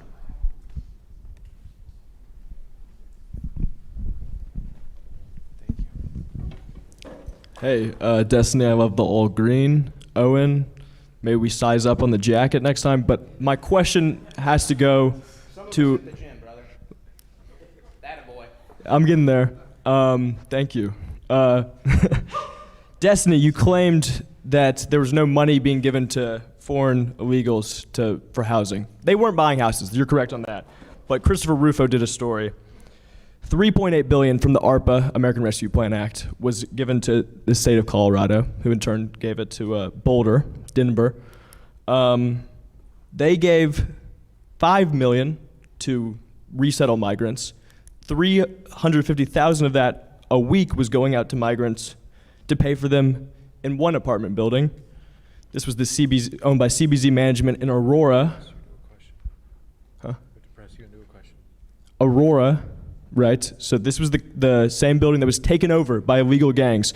I'm wondering how you can sit there and say that there's no American taxpayer money going to these people when they're there doing it and taking over our country, literally. Okay, so, I mean, there's a multitude of problems with the question, but I'll address the question the best way. I mean, if money is given to Colorado and Colorado spends that money on illegal immigrants if they choose to do so, I mean, that would be an issue that you would have then with Colorado, not necessarily the federal government. But also, you also said that they were spending the money resettling migrants. That doesn't sound like money spent on illegals. It sounds like money spent resettling migrants, which is not illegals. But if I take the strongest version of your question, I mean, it's pretty undeniable. I'm sure the United States in some capacity spends money on illegal immigrants. I know that we provide housing, we provide, I'm pretty sure, food stipends. I know there's like some card that these guys obsess over that asylum seekers get when they come in here. They're waiting for their court cases. Waiting time that would have been dramatically reduced, by the way, if they would have passed the legislation in Congress that they shut down because Donald Trump wanted to keep the border open for the election. I'm sure the United States spends money on illegal immigrants. I'm not saying they don't. I just think that the idea that it's just the illegal immigrants that we talk about are like fucking Captain America. Like, these guys come in and they have like 50 kids, and then they steal all of our welfare, and then they are buying all of our fucking houses, and then they're also working all of our fucking jobs, and they're like, I don't know how they can do fucking everything. I don't know if they maybe the reason why Biden did so poorly in the debate is because all the adrenochrome was going to the crazy legendary fucking illegal immigrants or whatever. But yeah, I mean, Yeah, I mean, I'm sure we spend money on illegals. I wish we had comprehensive immigration reform. I do think that spending money on America is important, and I think that's a good argument. I think that when you look and you see, okay, well, even if it wasn't 200 billion, Destiny, it was 20 billion. Why are we spending $20 billion in Ukraine when my neighborhood is fucking falling apart, or my city doesn't have the money to pay for these things that I think are important? I think these are good questions. Okay. Democrats are not the ones that are trying to cut funding from schools and from cities and from infrastructure and from healthcare. When the fuck was the last time you heard a Republican say, we need to stop funding the war in Ukraine so that we can fund single-payer healthcare? We need to stop giving money to Israel so that we can do something about the homeless or the drug addicted or the mental illness in society. It's never like that. It's we need to stop funding here, and then we need to cut as much spending domestically as possible so that what, the fucking free market is going to take care of your problems? What, is Bezos going to walk you to the fucking ER and pay for your medical bill? Like, it's just insane. So I agree, I can understand, like we can walk and chew gum at the same time. The United States is a huge federal budget. We can pay for a lot of things. And I do think that sometimes our spending is a bit sad, but when you look at who's taking money away from spending on things like healthcare or childcare or any of the multitude of things that we need money spent on in this country, it's not Democrats, it's fucking Republicans. And the idea that cutting funding to some foreign war would all of a sudden open their hearts to domestic spending on welfare is ludicrous. Actually, I'm a Republican, and I literally just said we should take money from foreign wars and spend it on America. So I literally just said that. So you'd be for a public option over single-payer healthcare? No, I didn't say that either. Yeah, of course you didn't. Yeah. But if you have more money in Americans' pockets, they can afford their own health care. See, if you get the government out of the transaction, then Americans have more money. How does money going to Ukraine come back to American pockets if we cut the funding there? So if government has $1 million and they spend $500,000 on a foreign country, how much money do they have left? Well, the government, they run deficits. You should know Donald Trump had the biggest deficits of all time. So the answer is $500,000 versus what could have been $1 million. It's basic math. But it's funny, he now admits that we do pay for illegal immigrants. You said earlier that the rich people are the ones who paid most of the taxes. So if the government stops spending, then the rich people are the ones keeping the money. Are they just going to give it to the poor people? Which they do. The rich people do pay the most of the taxes. So thank you for at least bringing a small fact check here, because that's what now he has to admit that, yes, we do pay for illegal immigrants. And we shouldn't pay for any. We shouldn't pay for a single illegal immigrant. And they love to play this game with, oh, they're migrants, or oh, they're asylum seekers. They rewrite laws, they rephrase things so they can get away with these excuses, and then use their buzzwords like immigration reform. We don't need immigration reform. We need to follow the immigration law. We have immigration laws in this country. There is a waiting process. There's a process you go through to become a citizen. That's what every person should come into America and go through, versus some select, maybe some circumstances where you come in here on a work visa when you already have a job lined up, or you have a job that we need. So they love to play these games. And by the way, yes, Colorado did have to request money from the Federal Emergency Management Agency. That was literally a request. They had to get the money from the federal government to pay for these illegal immigrants that are all over all of these blue cities. And by the way, you notice another thing too. The Democrats are always complaining about the state of the education in this country, and rightfully so. It's in the tubes. Who runs the education department? The Democrats.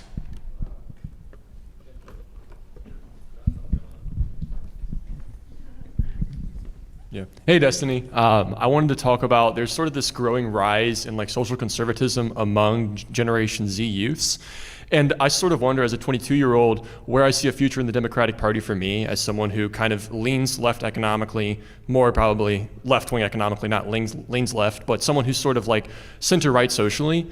And I just don't really see a future right now. And so I'm kind of wondering, should the Democratic Party try and appeal to this growing rise in Gen Z voters? This is according to a Gallup poll and a Pew Research poll done in the last year.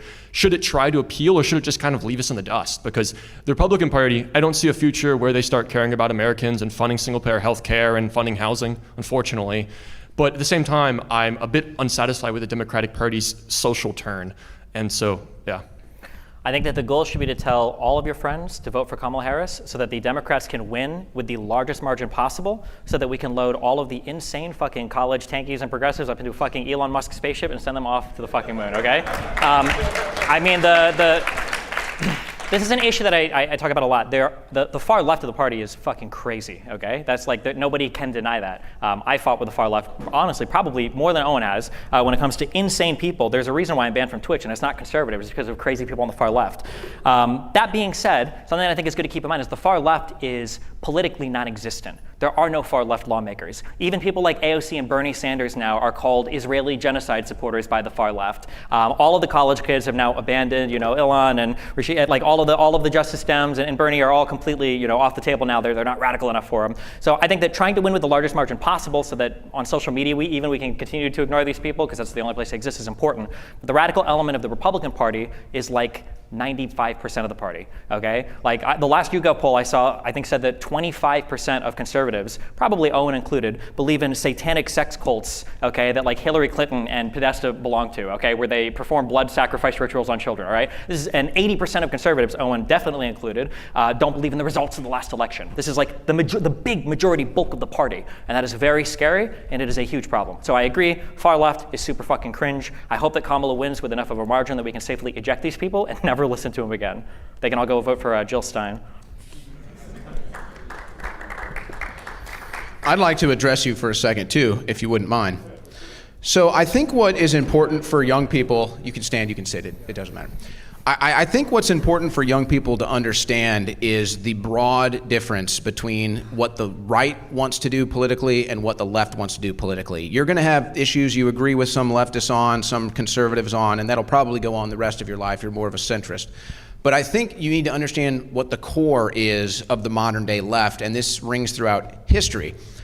The American left, the Democrat Party, cannot exist without power. They need power. They want to tell you what kind of car you can drive. They need power to do that. They want to tell you what kind of... I think that's a good thing. I think okay. we should be regulating people's cars so we can try and create So then you might like that. But I just think you just need to understand, it's important to understand the core values that yes, if you want to tell people what kind of car they can drive, what kind of food they can eat and all that stuff, well, you need power. You need political power to do that. And so that's where the left goes, where the right wing believes more in self-government. We want you to decide. So yeah, you might have to say, well, I guess if I believe an electronic car is better for the environment than a combustion engine, then I'm going to drive an electric powered car, but maybe my neighbor I think is a worse person because he doesn't drive one.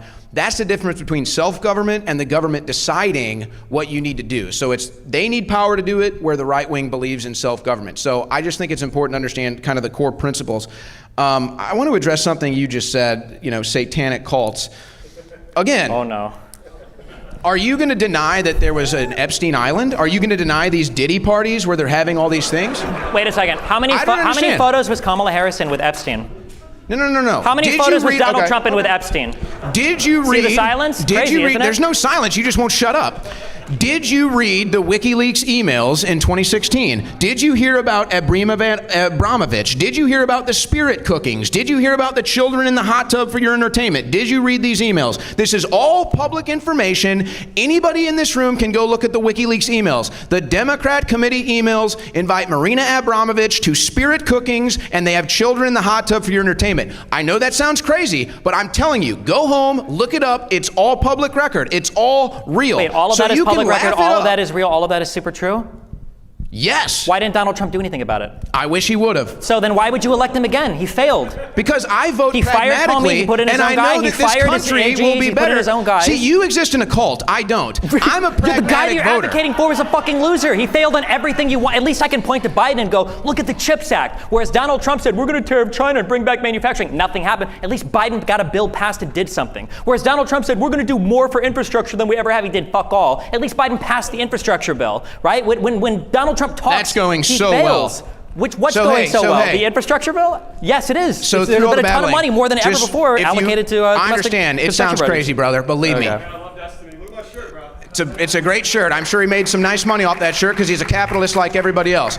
I'm just telling you, I would probably have thought I was crazy when I was your age too. But when you dig into this stuff and you realize your government is extremely corrupt, your mainstream media is extremely corrupt, most of the celebrities that we look up to are extremely corrupt, these are the ones that are telling you how to think. And so yeah, I don't like that. I don't think you should like that. And you would be stunned if you saw what was in those Democrat emails that he's pretending is not true. So you don't have to call it a satanic cult, but you can go look. Marina Abramovich, spirit cookings, Democrat Party emails. You can make up your own mind after you read them. Why was Trump in a picture with Epstein? Why was he on the flight logs?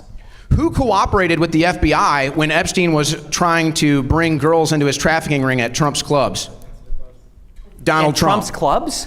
Yeah, Donald Trump. Epstein was at Trump's clubs trying Well, we to know recruit he's got young girls. security cameras in there because we saw all the documents from the Mar-a-Lago thing. So what, was Donald Trump just sitting there jerking off to it the whole time? Or? No, he was cooperating with the FBI. He literally cooperated with the FBI. And when did Epstein get arrested? Cooperated with the FBI, and When then did when he was president, he Epstein didn't get use the arrested? FBI Epstein to got go arrested. after? So now the Epstein thing is real. So see, now the Epstein thing is real. Now he has to accept that what it's is the real, and Epstein now thing? he's talking What is about the it. Epstein Bill Clinton thing? flew on Jeffrey Epstein's plane So did Donald dozens Trump, of more than times. Bill Clinton. Donald Trump did not. Donald Trump helped bring Jeffrey Epstein to jail and prison. He's the only president that did so. Donald Trump cooperated with the FBI when they were investigating Epstein recruiting young girls. And notice all the people that were friends with Epstein, all the people that went to Epstein Island, all hate Donald Trump.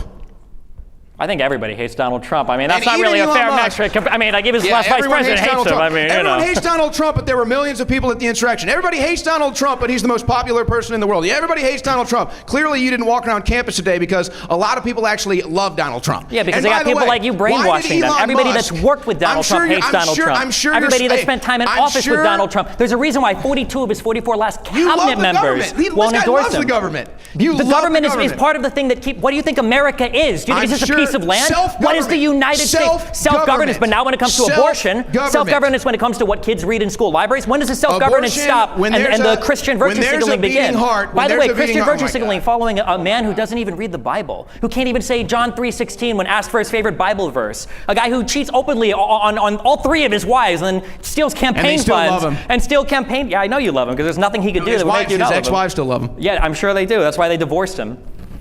So, man, that is just, it's hard to concentrate with so much yapping in my ear. Don't worry, it's how we all feel watching InfoWars. Or Oh, they used all watch to. InfoWars! They all watch InfoWars. I love it. So there you go. So Epstein is real. So first it's, a fictitious satanic cult. But now it's real. Now he admits it's real. So it's amazing. See, when things thought progress in the Epstein was a fictitious conversation, character before, eventually yeah. everything he has to admit, everything I say he eventually has to admit is real.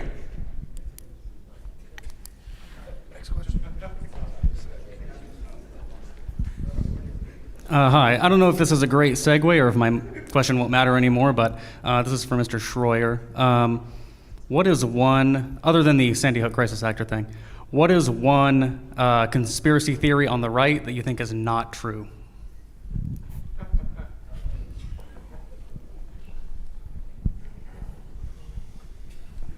I mean, I don't think they used weather weapons to steer this last hurricane. That's a recent one. Past that, I mean, you'd have to be more specific. I mean, there's a lot of things. Basically, I would say if I don't report on it, I don't believe it's true. There's a lot of rumors out there about Tim Walz that I think are fake.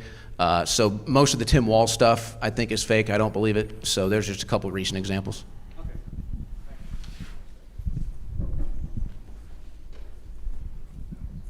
Hey, how are you doing?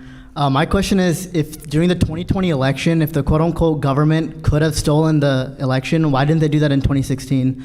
I think that if you're going to be a conspiracy theorist, you should apply your conspiracy theories consistently.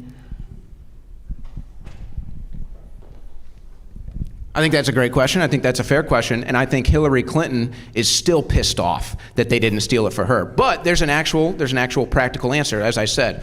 They changed the laws because of COVID, and they allowed all of these mail-in ballots. Millions of mail-in ballots around the country. Some of them were going to casinos, gas stations, empty parking lots. You didn't have that in 2016. You didn't have videos like in Philadelphia or in Atlanta where they shut down the polling locations and then people stay and triple count ballots. So we know what was different between 2020 and 2016. It's a fair question, but those are your differences. They were different ways they were counting ballots, there were different ways to vote, and that's what ultimately changed the results. But if you go back and you look at the graphs, this is going to be the thing that should blow anybody's mind. If you're a fair observer, go back and look at the graphs. In Georgia, Wisconsin, Michigan, and Pennsylvania, Trump was winning all day long until 3:30 in the morning, and the vote for Biden goes straight up. Right at the buzzer, straight up, and then they declare the states for Biden. Anybody would have to be honest with themselves and say that there's something wrong there. In Fulton County, the people accused of running the ballots over and over again were Ruby Freeman and Shay Moss.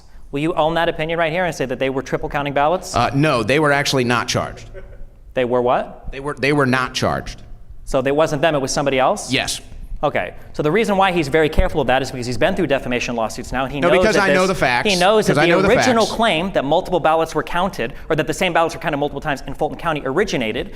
It was fabricated, whole cloth, from Powell and Giuliani about Fulton County from those State Farm Arena videos. Not only did Ruby Freeman and her daughter Shaye Moss sue Giuliani over that, Giuliani came out and said, yeah, I lied, but it was my First Amendment right to lie. And believe it or not, that doesn't actually work for a defense in a defamation suit. That's why he lost that case for $148 million, and like his business leader, Donald Trump, is now declaring bankruptcy.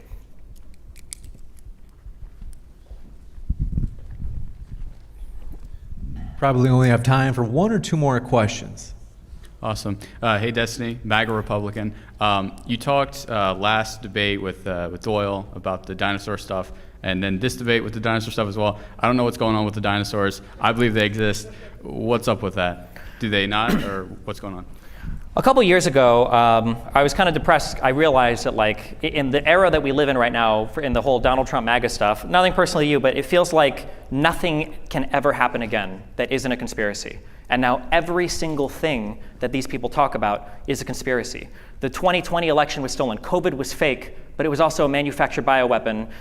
The vaccine, even though it was warp-sped by Donald Trump, was evil because it was something to do with billionaires and Jews, even though Israel is the country that had the uptake of the mRNA vaccine more than any other country. The mRNA vaccine was bad because it was this is a waste of time, man. Answer his question. Emergency use authorization, even though the monoclonal antibodies were great, even though it was the same thing. The issue is that every single one of these MAGA people, I'm answering his question. Every single one of these MAGA people. About dinosaurs. Yeah, because you guys all believe in insane, unhinged, crazy shit, and then you try to run away from it. You're on stage because you're too cowardly to own your fucking opinion, right? You won't own any of it. That's why you're up here and you're like, oh well, maybe they don't have things to change the hurricane. The only one blah, who blah, brought blah. up dinosaurs tonight was you. Earlier Can you answer said, the question so we can get to another question, Yeah, because I please? think it's worth it for the audience to see, like when media You're entities that, by the way, are You are wholly aligned with you, filibustering. are fully funded by Russia, like Tenet Media, by the way. I think it's good to be able to show people. I think it's good to be able to show people what's happening. My bank records have been combed through, as he's mentioned, the lawsuits against me, the government's against me. So yeah, if there was anything sketchy there, they would have already found it. So I'm just saying it's interesting that these people all align wholesale with you in opinion. Yeah, I just think it's funny that conservatives don't believe in dinosaurs. They think that oil is a self-replenishing thing.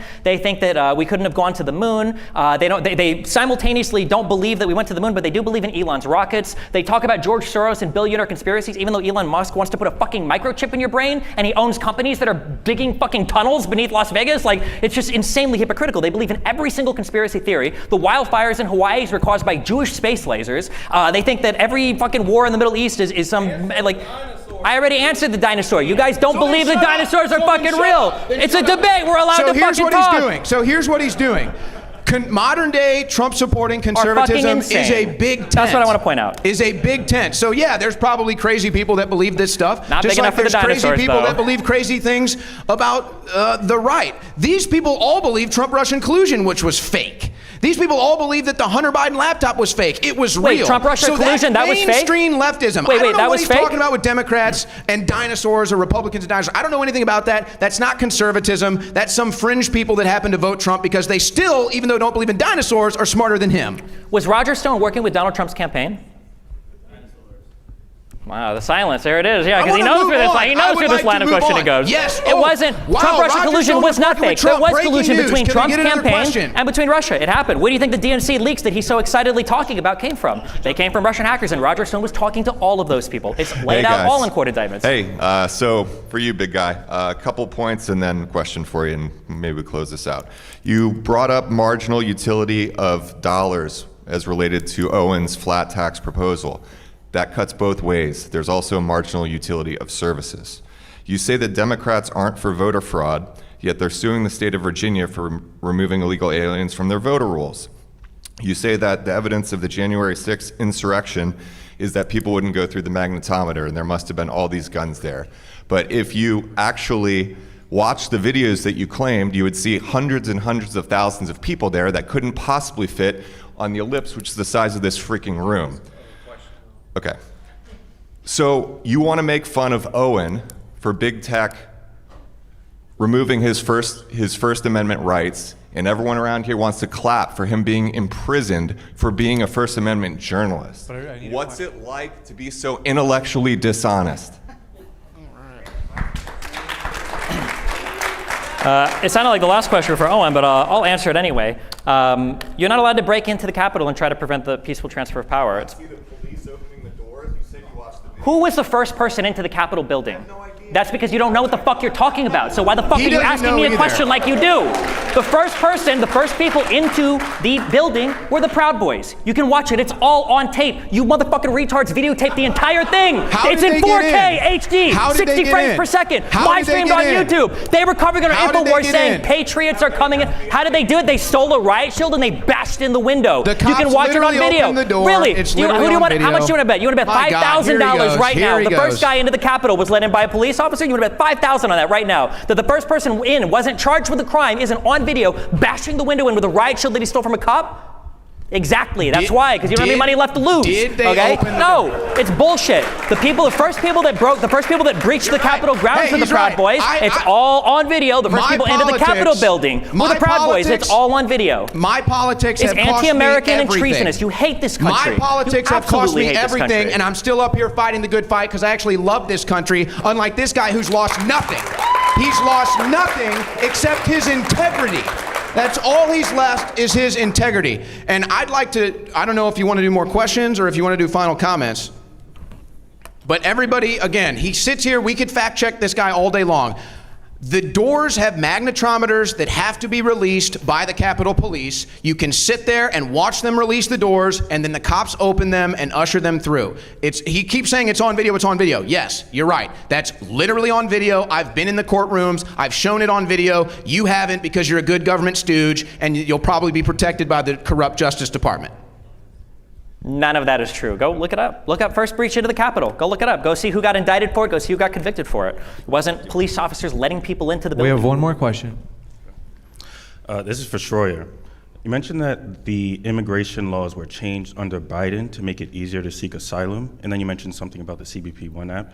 As far as I'm aware, the app didn't change any immigration laws, but it made it so that appointments must be made for the app rather than further congesting the border, making it harder for the border workers to do their job. In fact, they're being sued by Amnesty International for allegedly making it harder for people to seek asylum. So my question is, what laws do you believe were changed, and what do you believe the app is doing to make it easier? So there's basically no screening when it comes to the asylum process now. Anybody can come in and apply to be an asylum seeker. They can get on this app, file the asylum seeking process. They don't check your ID, they don't do a background check. You just fill out the form and you're in as an asylum seeker. And then you can fly into the country. You can get a flight as well. But I understand, okay, let's say I can't convince you of that. Okay, let's get the political wonk out of the way and let's just talk realistically here. 3 straight years, record number of border crossers. I won't even put a term on them. I won't say illegal, I won't say asylum, I won't say anything. 3 straight years of record number border crossings. That's just a fact. And most of these people come here, if not all, well, probably not all because a lot of them just escape into the country. Most of these people come here and they get free stuff immediately. You're paying for it. You're paying for their travel. I just told you, they changed the policy. They're not stopping people. Anybody can get in. Anybody can get in. No, it wasn't always the case. You used to have to seek asylum in the country next to you, or you used to have to go up through a background check before you could even get into the court systems and come into this country. They would hold you into a detention center or a prison before you could come into this country. Now they just let you in. That's the big difference. Joe Biden, the Biden-Harris administration. That's why illegal immigration has gone up every single year. There's been a record number of illegal border crossers. That is a fact. And they all, and I wonder if they would even come here if they weren't getting the free stuff. I wonder if they weren't getting the free lodging, the free travel, the free food, everything else, the free welfare. I wonder if they would even come here at all. I think if you cut out the welfare state, you cut out the welfare state and the open border, I doubt they even come here at all. And no other country, no other sane country on earth would have an open border and a welfare state, by the way. Given time got away from me, we have to jump right into the closing statements. Sorry that we didn't get to the last 2 questions. We are going to start it off with Stephen's 3-minute closing. Thank you very much. Stephen, the floor is all yours. I think conservatives are delusional. I think they hate this country. I think that they are more aligned with the interests of Donald Trump than they are with anything having to do with the concept of the United States of America. I think it's incredibly sad because I think as much as I used to disagree with conservatives, at least they stood on principle for the United States. I think that today, if another 9/11 happened, I think that conservative MAGA people would be more interested in blaming Kamala Harris than uniting around whoever our common enemy was. And I think that's why you have people like Donald Trump on stage begging and pleading for Russia to release 10,000 emails, or constantly giving praise to foreign dictators, to people like Orban, or saying that he wants his citizens to stand at attention like they do with Kim in North Korea, and why he has so many good things to say for all these authoritarian leaders like Putin, but he can't find any support from other democratic leaders around the world. I think it says something about him. I think it says something about the type of people that would support that. I think it says something about him, and if you have good parents, they told you this, if you can't look at a person, look at who their friends are, or look at who they work with. The idea that his vice president is not running with him again, that should send huge signals to your brain of what's going on here. Where is Mike Pence? Why does Mike Pence say, in contrast to you, that Donald Trump told him to unilaterally choose who the election winner would be? That's Pence's accounting of things, right? Why is it that so many of his ex-cabinet members, over 40 of his ex-cabinet members, won't endorse him for president? Why do you get four-star generals, people like Mark Milley, saying things like Donald Trump would be a fascist? Why do you have Donald Trump himself saying, I would suspend or terminate parts of the Constitution and be a dictator on day one to do the things that I need to do? Why would you have Donald Trump try to weaponize his DOJ to go after his political opponents? Why would he call into Fox and Friends and say, I think the DOJ needs to start indicting and arresting people, and then accuse Biden of doing it despite the fact that you have absolutely no evidence of it happening, except for maybe pointing to New York State, which isn't even the federal government?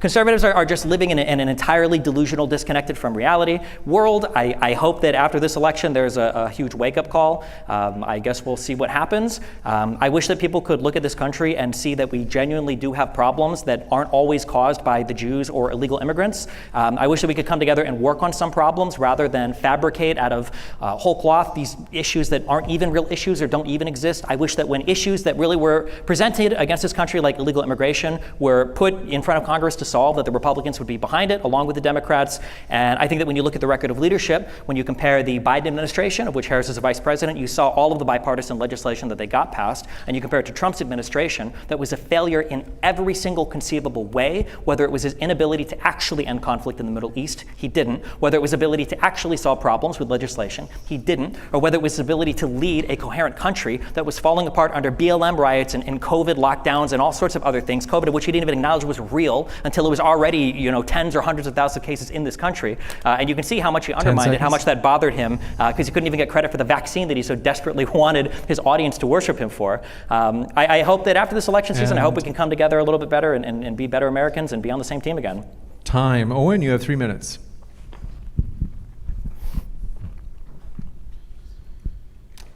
Okay. He says conservatives hate this country, yet look at my story, look at Donald Trump's story. I came here tonight, I took the time to prepare myself so I don't look like a slob, and I put my American flag lapel pin on because I care about this country. I came here despite, yes, lawyers watching me all the time trying to sue me like ambulance chasers, the federal government watching me all the time because they want to throw me in prison, and I continue to come out here because I love this country. Don't tell me I hate this country. I love this country. This guy comes presented tonight looking like a slob with a Finding Nemo necklace on, okay? That's how serious he is. And by the way, how about Donald Trump? He's been shot at. He's had multiple assassination attempts. They go after his family. They bring him through the courts as well.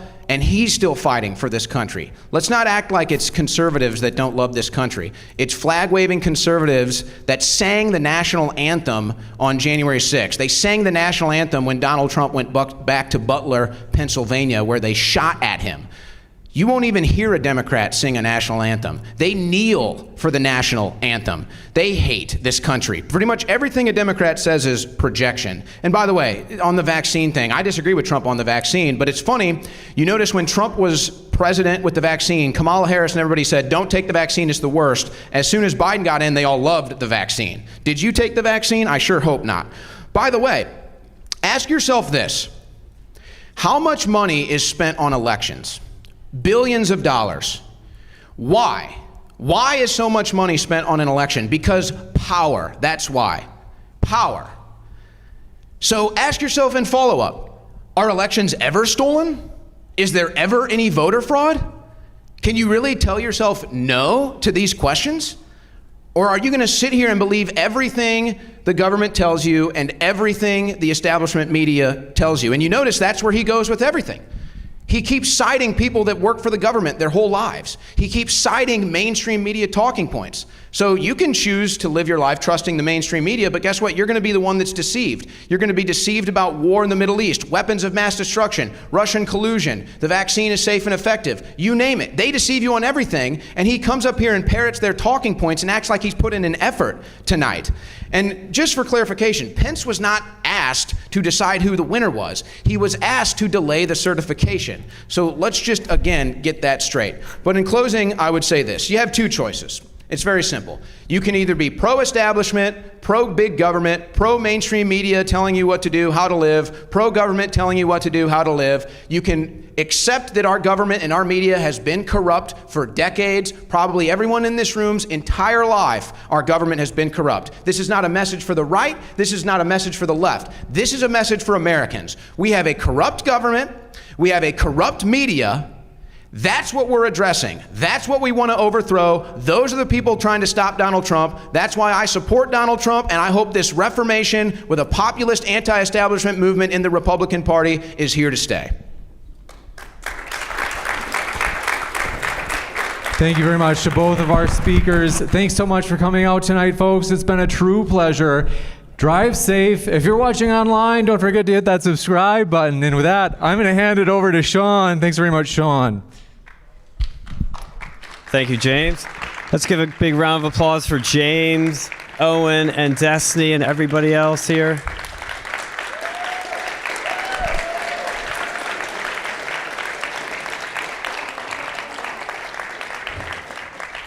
Thank you.